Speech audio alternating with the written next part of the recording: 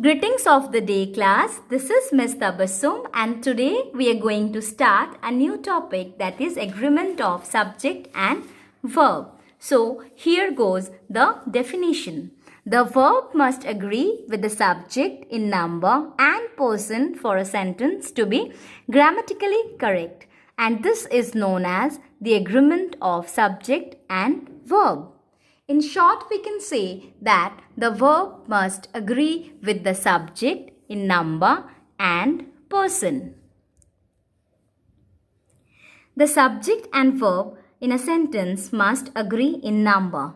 As you can see that I have given two examples here.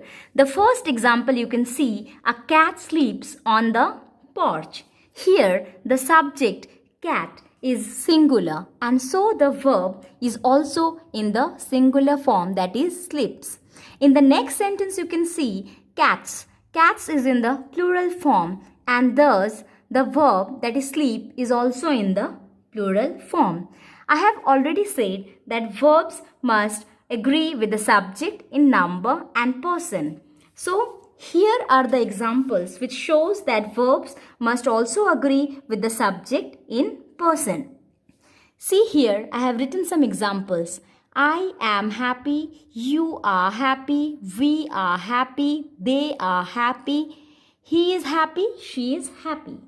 Here, the verb, that is am, it agrees with the subject I, that is, which is in the first person. Next you see you are happy. In this sentence, the verb, that is are, it agrees with the subject you, which is in the second person. In this you see we are happy. Here the verb are, it agrees with the subject you. In this you see they are happy. Here the verb, that is are, it agrees with the subject they, which is in the third person. In this you see he or she is happy. Here the verb is, it agrees with the subject he or she. Now I would like to say you something, that we know that I, you, we and they are actually considered as plural subjects. So you will say, ki ma'am, then why have you written I am happy and not I are happy? Or if it would have been past, why not I was happy? Then I would like to say that only in simple present tense and simple past tense, I is used as a singular subject. Remember that only in simple present tense and simple past tense, I is being used as a singular subject. And if it would have been past tense, then I would have written I was happy, not I were happy. Why we cannot write I were happy? Because it would have been a conditional sentence or a sentence in which an imaginative thing will be there. Like we often use this sentence for imagining or for conditional conditions, like if I were a bird, if I were a princess, if I were a teacher. So we talk about were with I when the thing does not exist, and thus in simple present tense and in simple past tense we use I as a singular subject. See class, here I have written some examples. As I have said you that for a sentence to be grammatically correct, the main verb, it should agree with the subject in person as well as in number. When the subject is singular, the verb should also be singular. And when the subjects are plural, then the verb will also be plural. Here you see, as you can see the example, Pankaj likes to build robots as a hobby. The subject, that is Pankaj, it is a singular subject. So here the verb, that is likes, is also used as a singular verb. In the next you see Swaraj and Swarup. Swaraj and Swarup, they are two individuals, and here we have joined it with a and. When two individuals are joined with the conjunction and, we always use the plural verb. Here you see I have written I speak Bengali but Deepak speaks Malayalam. As I have already said you that I, you, we and they, these are used as plural subjects. So here we will use the plural form of the verb, and thus I have written I speak Bengali, and whereas Deepak is here singular, and thus I have used singular form of the verb, that is the verb speaks. Always remember that with I, you, we and they, plural form of the verb will come, and with he, she, it or any name like it can be Deepak, Ram, Sham, whatever it can be.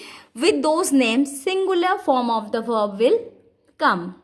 So now let's move towards the rules that we should remember to know whether the verb in a sentence is singular or plural. So this is rule number 1. If the subject is singular, it will take a singular verb, and if the subject is plural, it will take a plural verb. Here, as you can see in the examples, I have written Soumya teaches underprivileged children at her house once a week. Soumya is the subject here, and it is a singular subject, and thus the verb that is teach is also a singular verb. Here you see in the next, the books are lying on the desk. As you know, book is singular and books are plural. So as the subject is here plural, so it has taken a plural verb, that is are. If it would have been the book, then the book is lying on the desk and the books is there. So we have written the books are lying on the desk. Next we come to rule number 2, that is if two or more singular subjects are joined by the conjunction and, then it takes a plural verb. Here you see John and Jane are the best of friends. John is a singular subject and Jane is also a singular subject. They both are different individuals, and we have joined these two individuals with the conjunction and thus it has become a plural verb, that is are. So John and Jane are the best of friends, not is the best of friend. Is wrong, because as I have said that here in the rules, that if two or more singular subject will be joined by the conjunction and, it will take a plural verb. In the next sentence you see bread, butter and jam are common breakfast items. Here also in the similar manner I have written the names of three singular subjects, that is bread, butter, jam, and I have joined it with the conjunction and thus it has also taken a plural verb. So it has become are. Bread, butter and jam are common breakfast items. Next, let's move to rule number 3. If there are two subjects in a sentence, but together they refer to one idea, a singular verb is used. This point sometimes we get confused with rule number 2. So remember, if there are two subjects in a sentence, like let's see, horse and carriage is standing at the door. Fish and chips is my favorite dinner.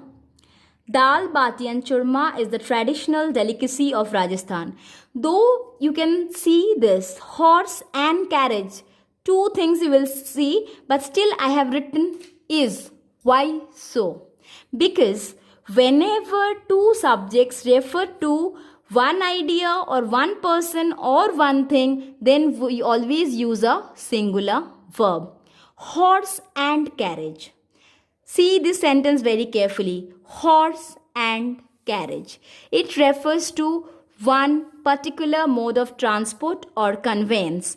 Horse and carriage is one thing. Why? Because a carriage cannot run on its own without a horse. Always remember this thing, and thus horse and carriage is standing at the door. Here horse is the part of a carriage and thus is there. Always remember one thing in this particular rules, that article plays a very important role in a sentence. The more the article is, the more will be the subjects. So here we can take the sentence like this way. We can assume in this way that a horse and carriage is standing at the door. Means a horse along with the carriage is standing at the door, and thus it is. I hope it is clear. Next you see fish and chips is my favorite dinner. Here I have also written is, because here fish and chips, it refers to a particular dish, and thus I have written here is, that is a singular verb is being used. Next you see dal bati and churma is the traditional delicacy of Rajasthan. Dal, though you will think that there are three subjects, dal, bati and churma, still I have written is, because it is the name of a particular dish, and thus it will come is. Whenever the subjects, they are together but they are thought of as a particular thing, as a one thing, they refer to one idea, then we always use a singular verb. And you always remember, the number of article, the more number of subject. If it would happen like this, let me give you an example like this. I have a black and white shirt. A black and white shirt.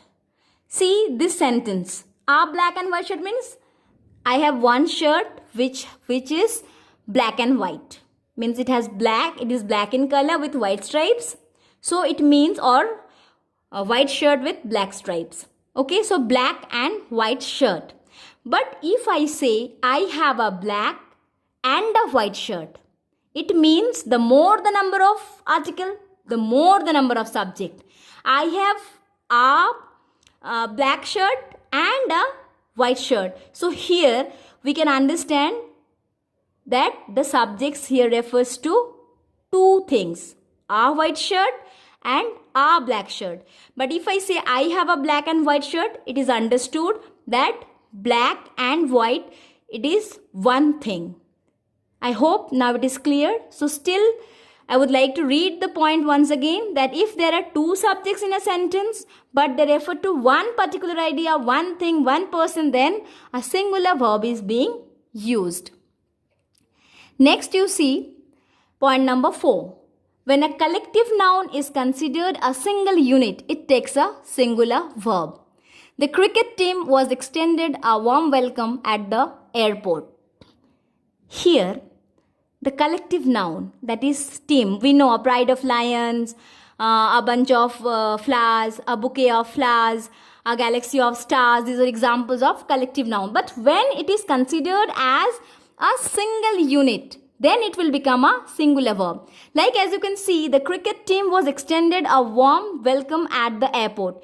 Suppose the Indian team has been to some place and they were extended a warm welcome. So the particular team, one team, the Indian team or the Australian team, one team, means the group is considered as a particular unit. Then it will always be a singular verb. Here you can see the chamber orchestra meets in the auditorium every evening.